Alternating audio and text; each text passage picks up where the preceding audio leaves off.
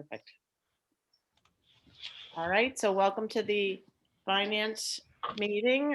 We are holding this meeting this month to be able to talk about a few extra items and not just our agenda. So will be one of the main things we wanted to discuss first off is, will we be having in-person meetings for the finance team?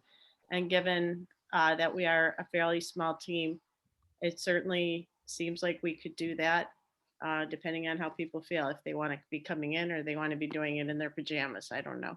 Is everybody vaccinated? Yes. Yes. Yeah. Yeah. The whole, I think all of our town halls are employees are predominantly all vaccinated. We can definitely do the in-person meetings if that's what you want to do.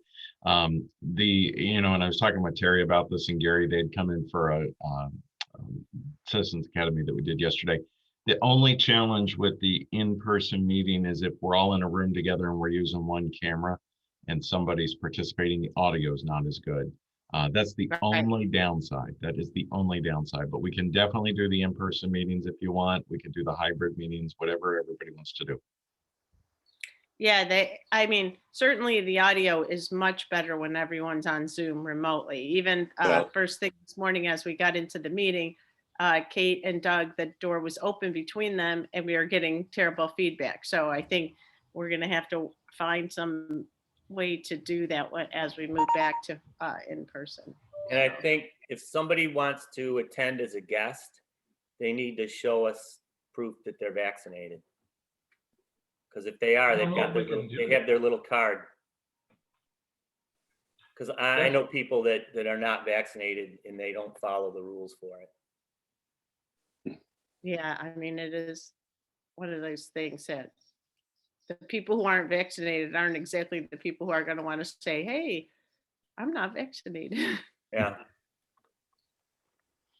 Most places use an honor system, so that's Well, it's up to you guys. I don't care. I guess if I'm vaccinated, I'm not catching it, but I don't think we want people like that running around. Yeah. I don't know how. It's interesting. It is a discussion for the town board to discuss how we're going to handle this new paradigm, right? It's hard to work through, and I know I'm only one person on it, but I certainly would be in favor of saying, please don't come in person if you're not vaccinated. Right. We do have signs on the door of the town hall that reference the CD guidelines. If you're vaccinated, you don't have to wear a mask. If you are not vaccinated, please wear a mask. So there is a sign on the entrance to the town hall. All right.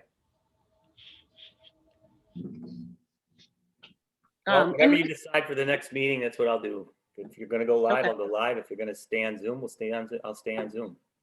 Yeah, and luckily for finance, we often don't have a lot of people. No.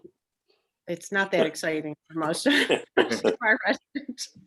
Well, we normally don't have that many people at town board meetings either, unless there's some hot topic, Yeah, for sure. Usually it's just one. So yeah, so the same, we'll use the same policy that the town board decides to use for the town board meetings, but I'd say we could put right in the note, people are welcome to attend if they're vaccinated. And that can discourage people from feeling like we're asking for, people who aren't to come. So Kate, I think you have quite a pile of topics. I don't know if you or Doug want to lead off. Why don't you want to start? Yeah, Kate, why don't you start with the financial statements and we can talk about that and then we can work into some of the other stuff. Yeah, absolutely. So I had emailed out the draft financial statements that came in from Bonadio. I do believe Randy is planning to attend the June town board meeting. We'll confirm that this week as we finalize the agenda, but I believe he'll be there to present to you. There were just a few sections that they needed a little bit more information on from us. The general liability, the status of the town type situation, but if I did send those out, if anybody had anything in particular they wanted to highlight or questions about, anything you want to make sure we have Randy address as you read through those, it's definitely a lot better than last year, for sure. I was looking for where's the aha gotcha, and it seemed like there was nothing. Hey, why don't we Yeah. just touch on real quick the kind of what the general conversation, just to have a brief conversation here about it, and maybe also touch on, you know, the other aspect that was found. I mean, we think we finally have gotten everything all cleared up, and they did find they found one more thing, which is great, Linda. That's what we pay them to do, right? But it was a Yeah, change. yeah. So let's just touch on those. Yeah, absolutely. So some of the like highlights, Doug, I think right on the next page, if you could go down, prior period adjustments. So prior period adjustments are typically something we try to avoid. But as you know, last year we had to work through a couple of different issues that had been ongoing that we were fixing. So this year, it's, as I spoke with Randy about it, it was not, he said it was not going to reflect negatively that we had a prior period adjustment on these items because we identified them last year, especially capital assets. If you remember last year, they chose not to have an opinion on the capital assets because we had that transition from KVS to Encode. We had to add all of the infrastructure because it had previously been reported through a EFPR, which we had very little detail for. So we went and put that together. And then this year now what we've done is we've presented the new kind of basis to go forward. And you guys all recall that project we worked on with the roads and calculating the depreciation for the roads. And Jim was just so amazingly helpful in that process. So it's not unusual at all, Randy said, to have this here, and it actually shows that what we did over the last 12 months was we addressed the issue, and we're now moving forward with a basis. So that is like the final say to now move forward. And then with the water receivable, as you know, we had identified some adjustments just a few months ago that we made as of 12/31/2020. The water receivable was about 300,000. That was the piece of the $700,000 Senate grant we got for County Road 10 that had been booked as a receivable and never reversed. And so due to the size of that, they did note that as a prior period adjustment. But again, this is not something that's going to continue as we go forward. The point and the intention is to clean everything up, to make it correct, and then it will continue to roll as we go forward. So one of the fun things about this is it does seem like every time we clean something up, something else comes out. So one of the changes we made this year to our financial statements was the implementation of GASB 84, the Governmental Accounting Standards Board Statement 84. And what GASB 84 said in a really, really brief summary is that when the town has withholdings, liabilities for payroll and those type of things, we had previously been reporting those as custodial funds. They're now considered part of the general fund liability. So what happened is we separated the payroll withholdings, such as the pieces that our employees pay for hospital, for, medical bills, dental, those contributions of the withholdings we have for retirement. Those got separated out of trust and agency, leaving only the surety bids and guarantees left in trust and agency. And when that happened, previously, all those numbers had been netted together, but when we separated them out, it was identified that the withholdings had been carrying a debit balance when a liability should be a credit balance. Okay, can we just pause? Let me help simplify, just make sure everybody understands. So, okay, so you know, we collect cash sureties for projects. Those were custodial funds. We also collect money that the employee pays in for like the voluntary health insurance, all those types of things that we deduct from their paychecks. Those are custodial funds. And it used to be for 20 plus years with the town of Canandaigua, all of those things were all commingled in one fund. And it was tracked in one fund, but it was never, ever, ever reconciled. And so you could see that even when the transition from our old system, KVS, to the new system, there were all these carryover debits. That's what Kate is talking about, because a lot of times what they would do, and I've heard my previous bookkeeper say this, I don't worry about reconciling that because the sureties will cover that. I know that there's enough money in the account, which obviously is not the correct accounting way to do things. And it's taken quite a while to get, but that's the way it was always handled up until this point. And then with the change with Gatsby, we made this transition, separate it. And now Kate is working with our auditors to really dig into this and fine tune. And that's what she's talking about, this debit balance, this carryover. Yep. So we went line by line through 2020, through all the withholdings, all the payments that were made. We ensured that the deductions on the payroll checks were accurate. We resolved discrepancies on that. And I was able to identify an accurate credit balance for 2020, which was a credit just of $113. But the remaining amount in that account, the account currently has a debit of about $9,000. So I have reached out to the auditors to let them know that I reconciled it to find the correct amount. And I'm just waiting to hear back from them on the suggestion of how to reclassify or identify how we can correct the situation in the right way for moving forward. And the account for the sureties has been reconciled as well, or no? Yes, absolutely. So the account for the sureties in January of 2021 was, it was 21, right, Doug? It was that we moved those, we created a new account because we knew GASB 84 was coming.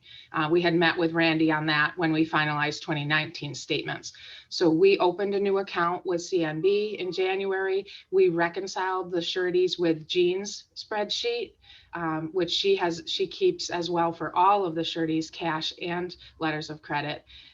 So we identified the cash, we reconciled that, we separated those funds into a separate account, and that now has been tracking consistently correct for over a year now.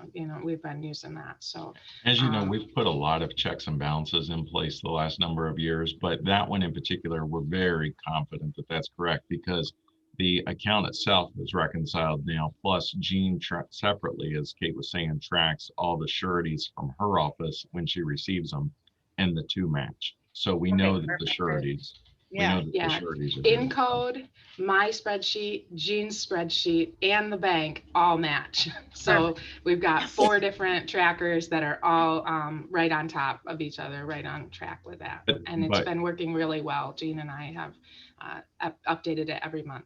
Kate was saying, we met with Randy, I want to say it was either in late 19 or 20. We knew it was coming and we began the process then, but then the federal government put it on hold because of COVID. So it got delayed. So now it's just now kind of, this is the first time. Exactly. As you say that, I actually think it was January of 2020 we created that account, Doug, because we had initially thought it would be implemented at that time. So what you're telling us is that we have an extra $9,000 in the account because it's a debit balance and it should be a credit balance. There's actually. No, debit would be a deficit. We owe that account money. Correct. So what was happening is the HRA, which is the account that the town manages, it's not owned by the employee, where like the HSA, where we just simply give the employee a certain amount, they take it and deposit it. The HRA is used as the medical expenses come in. So the HRA is set up to withdraw those funds from the payroll account automatically as the employees use it. And then each month I reconcile those withdrawals and I make a transfer from the investments into that payroll to pay back essentially those HRA expenses. Previously, those payback transfers were not happening. That's where Doug was saying the sureties, so to speak, would cover it. And because that is such a large balance, every year when that got combined, the auditors saw it as a credit because the sureties essentially wiped away the debit balance of those withholding accounts. So we're gonna need to fund the $9,000 is what you're saying. Correct. And Correct. My anticipation is it will be a credit to the liability account and a debit to one of our expense accounts in the general fund. It's payroll expense. It's just prior period Yeah. payroll expense.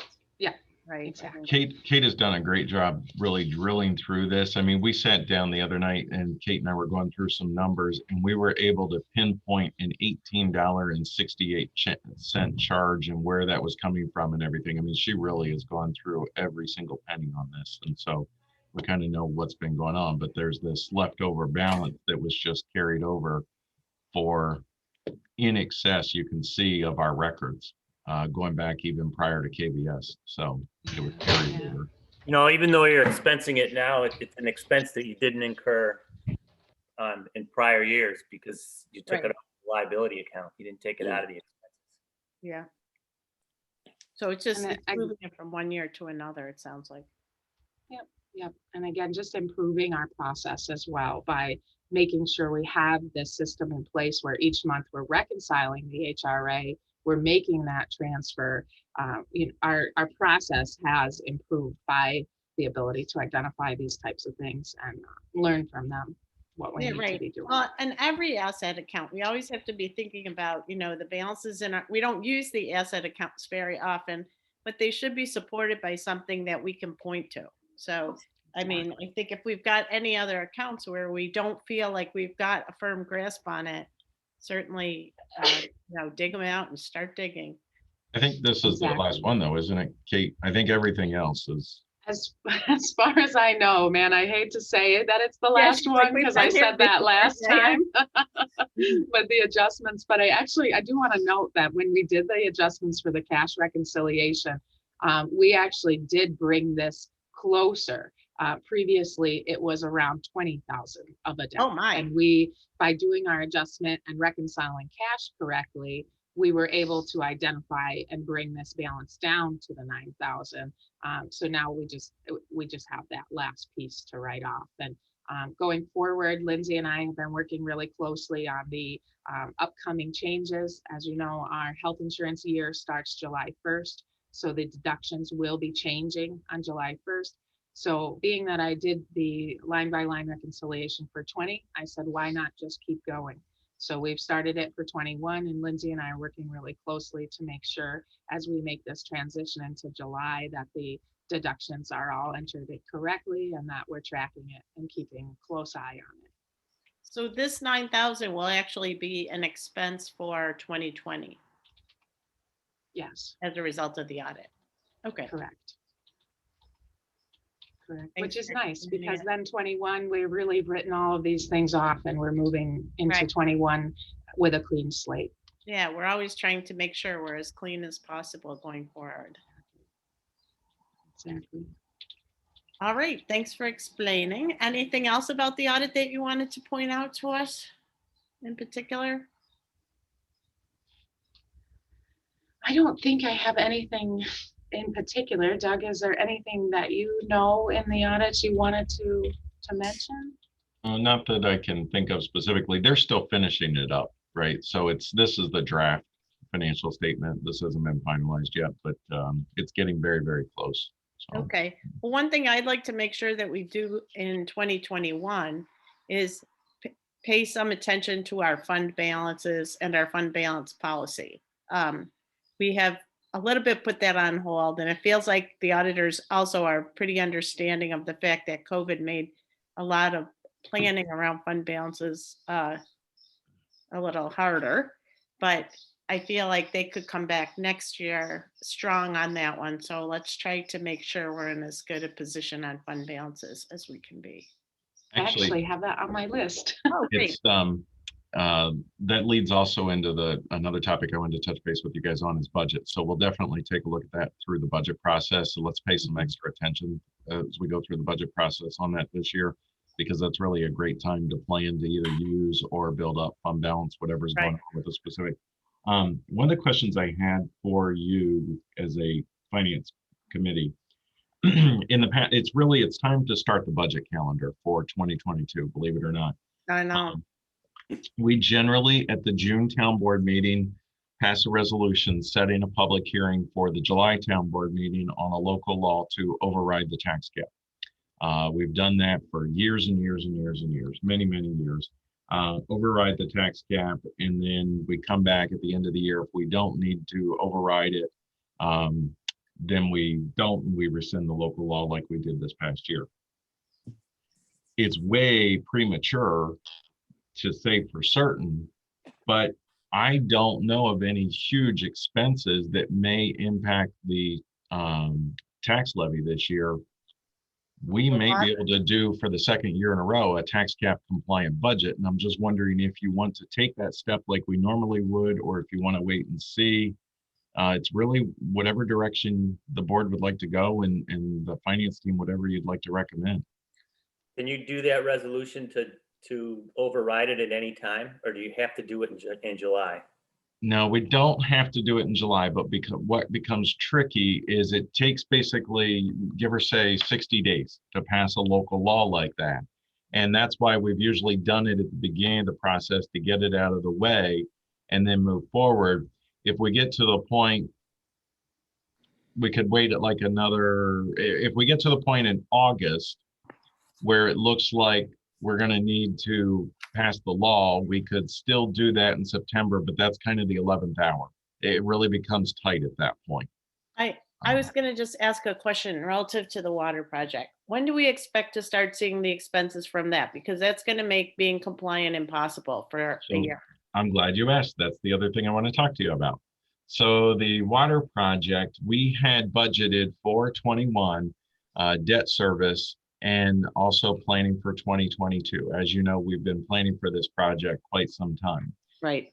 We have been planning for approximately, give or take, 260,000. I'm sorry.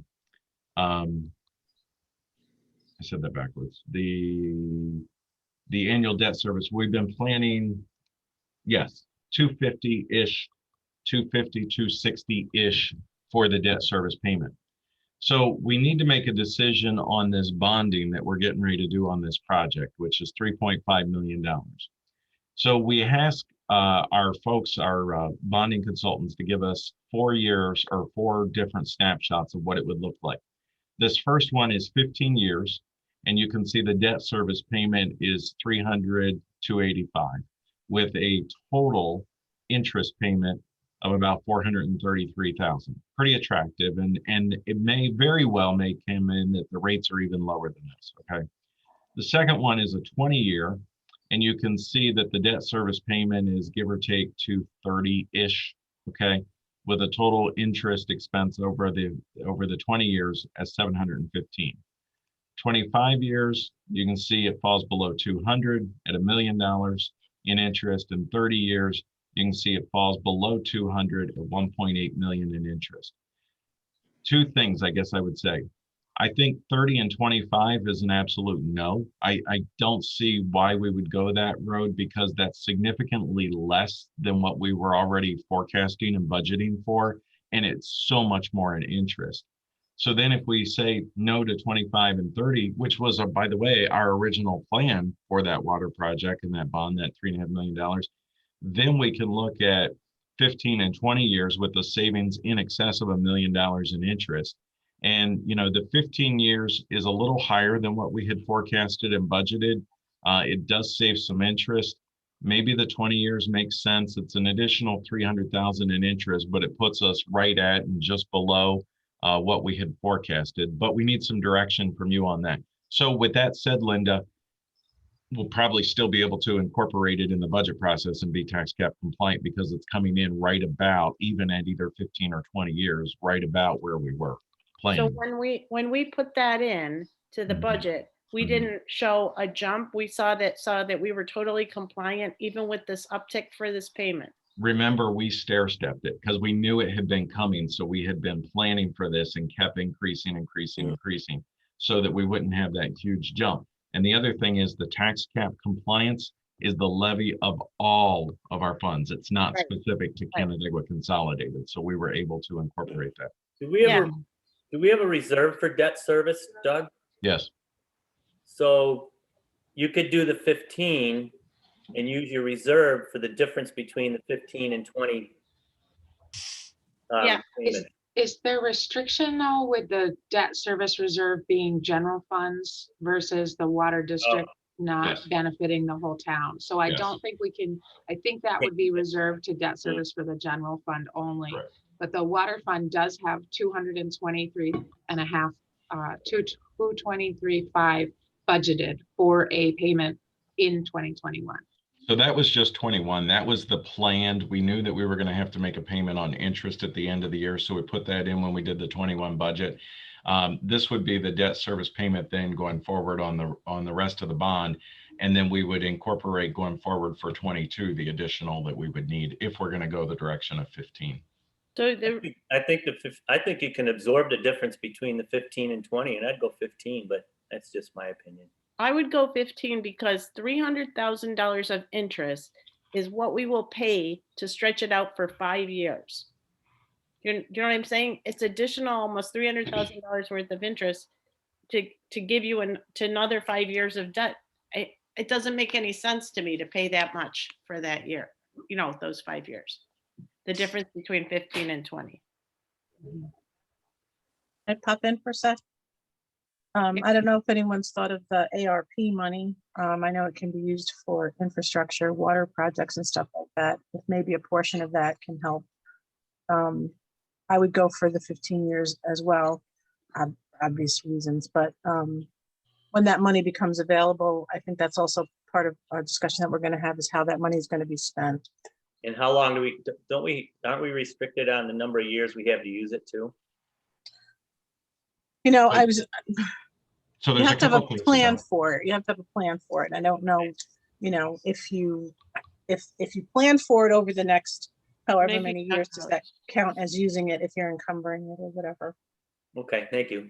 What were you going to say, Doug? Yeah, so there's a couple of things we need to have a lot of conversations about the AARP money. First of all, this is a special district, so this is not town-wide. So you would be giving a benefit to a portion of the residents of the town of Canandaigua without the rest of the residents of the town of Canandaigua if you used it for that. So I guess that's a political decision probably, and we'll have to look at the rules and regulations associated with that. The other thing is, it's my understanding that we have to show losses in revenue. From what I know so far, and all the details are coming out, I think that's going to be hard for us.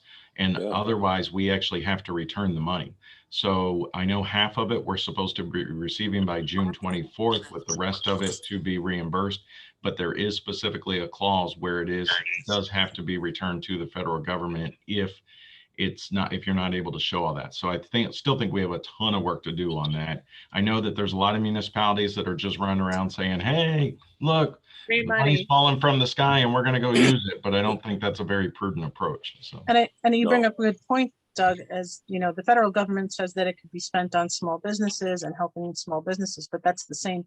You run into that same problem of gifting to a particular individual or benefiting one particular Yep. project. I think, as we've said before, with a water project, perhaps you can argue that it benefits the whole town, but you're running into all those, do we want to go down that road? It's very confusing, trying to stay on top of it myself, but I think we just have to keep in mind that that's out there. And if we can figure out a way to use that money, obviously, I'm sure we all want to do so. So I just want to share with you here on this original forecasting. Now, this was done some time ago, and so I just wanted to look at this. But if we had jumped our debt service payment to somewhere in that 290 range, we'd be, relatively speaking, about a 65 to 66 cent tax rate for Canandaigua Consolidated Water District. So that's a little bit higher than what we were planning. So that would be a little bit of a tax increase in Canandaigua Consolidated. We had always said 62 to 65 cents. I kept telling you that I think we'd end up with where we were budgeting about 62 cents.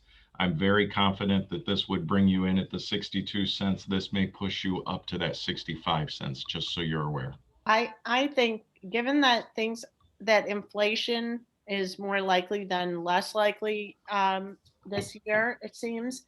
It feels to me like we should do the tax cap compliance at the normal time that we do it. Explain how we do it. If we don't need it, we always reverse it. But I feel like we should be prepared. There's a lot of things that we don't know, and why do it at the last minute? That is my opinion. I agree with you, Linda. Yeah, definitely. We don't need to change our position. I think No. I think there's been definitely some very vocal people who will suddenly take notice of this and probably, say, oh, what are you doing? But this is our normal practice. We should stick with it. And it's worked for us so far. And I think, why change it? I agree. We never know what's going to happen in the next, whatever, Exactly. 6 months. And it's part of our plan that we've done, and it's part of careful planning. Obviously, we never want to go over it, but it's Right. always a possibility. So So, Exactly. Okay, so that's that on that, and then we need some direction on the term. I've heard 15 years from a couple of you. but- I think 15. I hate for us to pay interest when we don't need to. I mean, that's And- wasting money. and anti-interest, 15 years. Who's paying the interest? Is it the town or is it the people in that district? The district. The district, yeah. Okay, I say 15 years I think that's the way to go. It's a giant district, but so it's a lot of the town, but it's still. And you have 200,000, Doug, didn't you say you had over 200,000 set aside for one payment already? the So you very- could We can definitely do it. I think the biggest difference really is the going forward, the out years. As when we do our budgeting process, we look at the out years, 3 years plus out. I think the difference is really, you're probably going to be closer to that 65-cent tax rate for the residents of Canandaigua Consolidated instead of that 61, 62. I think that's the biggest difference. No. Yeah, and So it's not really gonna have a huge impact Not on gonna the have a big actual impact. tax bill, No. right? The 3 cents per thousand for the residents of Canandaigua Consolidated. Okay. So it's not a significant impact either way. Well, $300,000, 5 years. I mean, that's outrageous. Yeah, I mean, it just feels like we should try to get it behind us as quickly as Yeah. possible.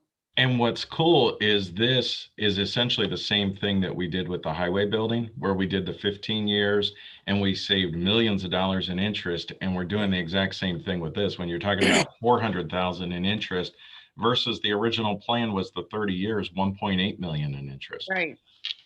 Doug, what would it do instead of borrowing 3,570,000 if you took the money that you have set aside for your first payment and decrease the principal by that amount? We actually have to use that for the payment because we have to reimburse the bonds. Oh, okay. The bands, I'm sorry, the bands. We have All 2 right. bands. So we need to bond now, July, to reimburse the bands. Got Because they it. were 1-year bands. Okay. All right, good. Okay. I assume we'll have some sort of resolution or something about the term and things, and we can, Actually, you guys already authorized all the stuff. We need a direction from you. I think we'll just move Right. forward with the 15 years. You guys already authorized the bonding by resolution. So we just need to get this last piece finished up. So we'll get that done ASAP. So. great, thanks. And will Um, that be in the budget, I guess, as well, right? So we'll approve it that way as well. Yeah. So Kate, do you want to talk about the capital plan? You should be able to share your screen if you want to bring that up and share what you did. Yeah, sure, absolutely. So the capital plan has been on our radar for a couple of months now, and we've started digging into that. Let me just get this pulled up for you guys so you can take a look at what we've been working on. At this point, the capital plan had been, I don't want to say, it just needed some support. It needed some needed- TLC. Let me help you out there. So we originally created the capital plan because there wasn't one. I think it was 2017, and really created it early in 2017 so that by the time we got to the budget, we knew what to start planning for. And as we start talking about the 22 budget and moving forward, I know Jim and I in particular, we use the capital plan a lot for the equipment and, the big heavy trucks and all those types of things. And the goal here really, you know, yes, there's a life cycle for our vehicles and especially our big snowplows. They're $250,000, $275,000 each. So if you have to buy 3 or 4 in 1 year, that's $1 million. So instead of doing that, what we try to do is we have the capital plan that flattens it out so that maybe we're spending $500,000 to $600,000 a year on equipment. So maybe that's one big truck and a couple of smaller trucks in a given year to really flatten this out so that the residents don't end up with a tax rate that's a roller coaster up and down the hill. But the capital plan includes not only, and the highway equipment is a good example, the capital plan includes everything. It includes parks, it includes cemeteries, it includes the town hall, it includes the water department, every possible thing. When we originally created this, we never really finished the water aspect of it in 2017. So Kate's been working on that and going through. But Kate, why don't you talk about the updates that you've been working on here? Yeah, absolutely. So we've really started, first of all, by data gathering. We wanted to put together information. Obviously, we've sold a few things, we've auctioned a few things, we've surplus things in the time frame since 2017. So what we did was we've gone together through this process and we've updated it. We've also moved some vehicles around. A code enforcement truck is now a parks truck. And as we look at the funds, we recognize that, yes, the highway fund is responsible for these large trucks. But as you know, from last year, the general fund is responsible for the roll-off truck that we use for the transfer station, as that falls under the general fund. So we wanted to make sure we were identifying these things in the correct categories so that we could have a really accurate plan as we went forward. So what we've done here is just updated this information. Anything that's blue has been disposed of. Anything that's here in orange has been added since the last time we visited the plan. And what we've done is updated our dates of purchase and our cost so that we can take a look. I broke this down. One of the things we identified in this plan was that a lot of the equipment that's purchased and used by the Parks Department had actually been classified under the highway fund. So in that sense, it was actually skewing our plan because we had originally budgeted under highway, but it's actually going to come out of general. So we wanted to make sure that those things got corrected and that we were tracking everything accurately. So we've also incorporated into our fund here the retention, the 4 vehicles. You guys have the vehicle replacement policy that you've put out for us to follow. So we've broken it down, whereas previously it may not have been as clear for each piece of equipment what we needed to do. So also, one of the things that has come up quite often with the transfer station is the roll-off containers. Earlier this year, Jim was in a situation where he needed to purchase a new roll-off container. That one's this one right here. For the price, as you can see, went from $7,000 to $9,400. So we had to account for that, and it felt only appropriate that we start including that in our capital plan as well. So we've added equipment for the transfer station. In the highway fund, what we've done. Can you hang on can you go back to that for a second? So just looking at this, you can see here, we still have work to do on this. This is a work in progress, but wanted to share with you guys this. So you see, for instance, these roll-off containers and all of this stuff, and you see where Kate's got her cursor. This is all blank when you talk about 2017 to 2031. We still have to go through now with the vehicle equipment and equipment replacement policy and figure out the life cycle of each of these and when they need to be placed and plug this in. But this was just kind of, we wanted to share with you, this is happening behind the scenes that we're working on all this stuff right now. So I'm sorry, can you go to highway? Exactly. Yeah, absolutely. Absolutely. So in highway, again, we did the same thing where we previously had things clumped together and now we've separated them by the retention for each vehicle, which is going to allow us to come up with a better solution for these replacements. And you can see here, for the most part, we've gotten rid of that. We've added 1, 2, it's gotten rid of a couple added. So we've got a really tight list here of all of our equipment and our trailers, our trucks, everything we're using, so that we can now, moving forward, begin plugging in these numbers and take a look at where we've gone. And then as Doug mentioned the water fund was the one that really does need a little bit more work. It hadn't been fully completed at the time that the capital plan was discussed in 2017. So we've again added the equipment here in the water department and started to think about some of the larger projects as well. We've got our project going on now. As you know, Jim's working on cellular endpoint meters, and we've got all sorts of infrastructure in the water system that it's really important to include in this as we plan going forward. So Jim also, as you know, will be very much included in this as we continue planning going forward. Why don't you touch base, just because people may notice, like on the vehicles, the numbering change that we made as we went through this?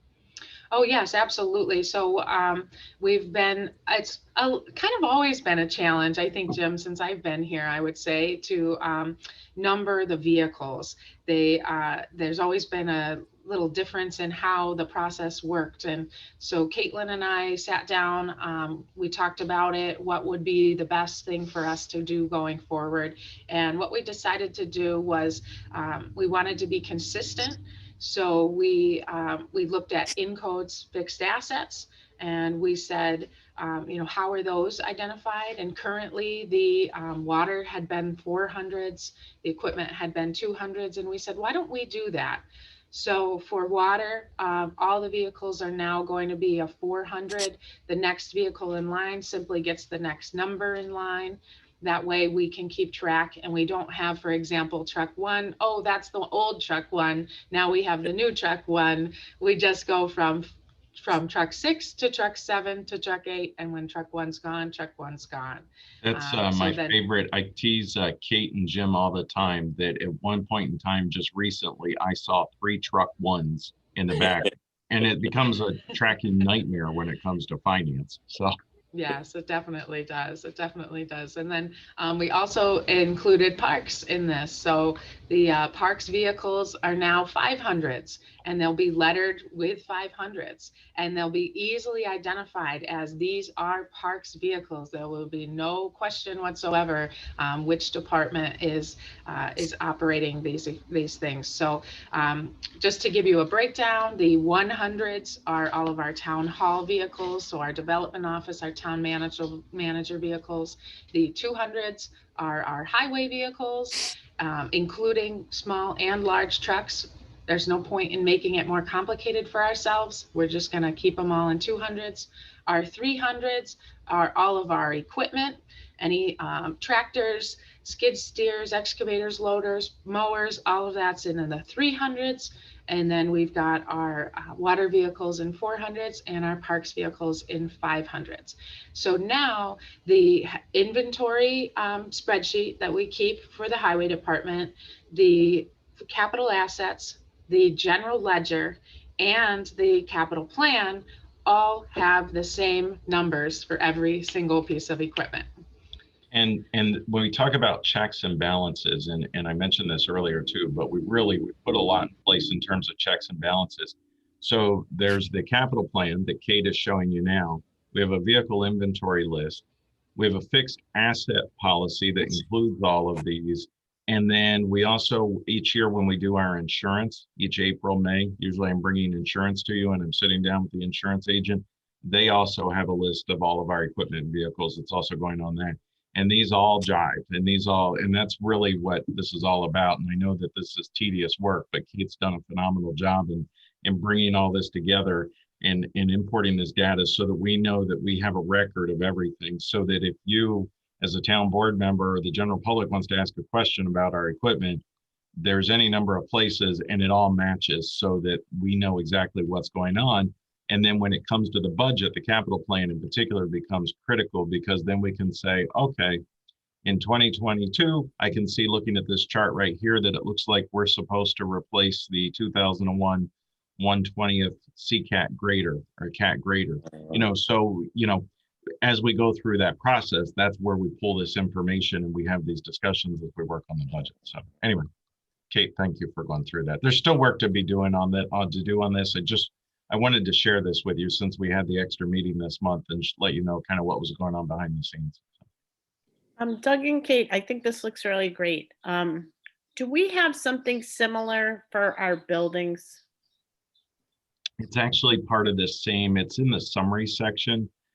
When it comes to each of the different sections. So for instance, we've got these are all the cabins, for instance, in the parks and all the parks buildings. If you go up further, I think is where we actually have the town hall, the HVAC system, parking lot improvements, all of those types of things, technology improvements. There's still more work to be done on this, but this was the original snapshot that we put together to try to include all of our buildings.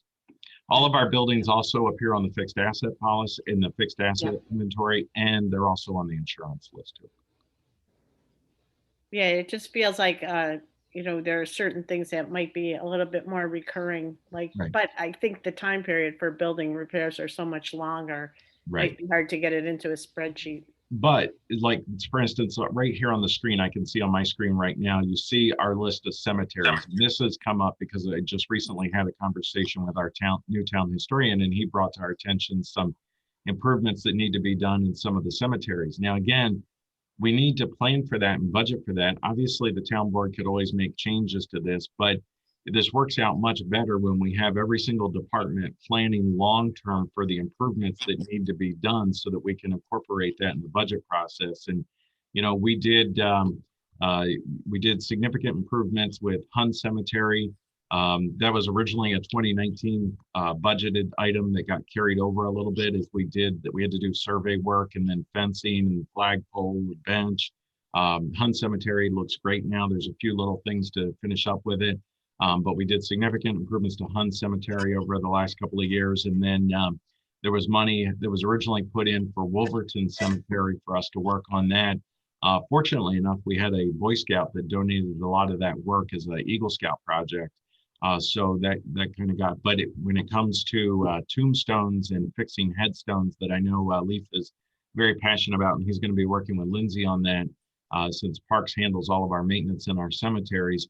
You know, there may need to be an adjustment if we're going to look at significant investments in our cemeteries. So any number of things fall under this capital plan, but it really does help us when it comes to budgeting process to keep the tax rate as stable as possible without the roller coaster is what I call it. Because if you've got all these improvements one year and not the next year, your tax rate's going to be up and down and all over the place. So.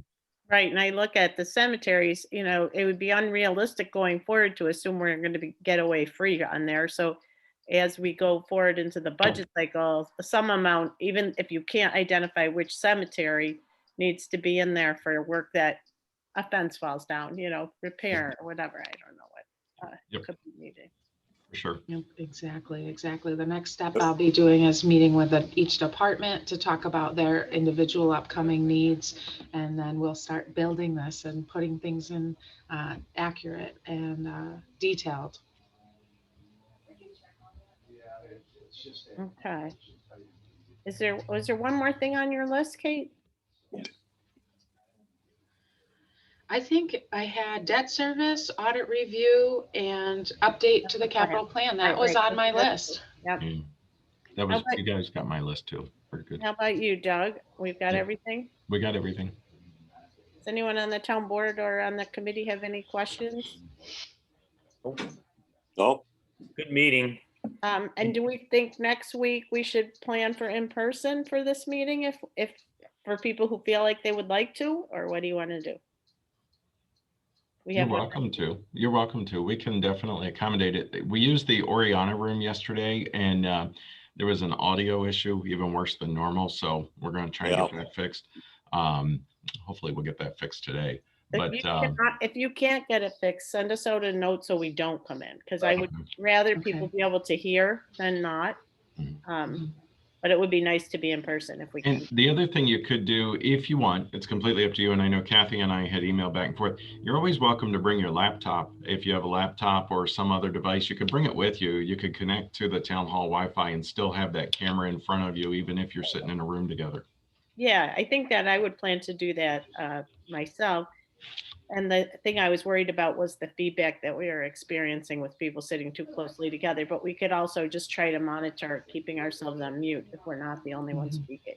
The other thing is, I just share with you, I talked with a company yesterday that's specializing now in hybrid meetings. And I asked them, I said, what is the best way to go about this? And I don't think anybody's too crazy about this, but he said a camera in front of every individual elected official and a headset on the individual elected official is the absolute best way, because then you don't get the feedback. They're all in the room together, and the people on Zoom have the same exact experience as the people that are not. So for what it's worth, that's what I was told. So Yeah, I think we can get there by all of us being very diligent about staying on mute, one person talking at a time, which is no different than sometimes people have something called the talking stick in a room where only the person who has the stick can talk. If we do that, we shouldn't experience the feedback. And so I'd like to try it. But if you find it's unmanageable, Doug, in the meetings that you have between now and next week, let us know, because I think it's more important for people to be able to hear us than it is for us to have the comfort of being together. Have you tried using, I'm sure you have, but have you tried using one good microphone and us all remaining muted?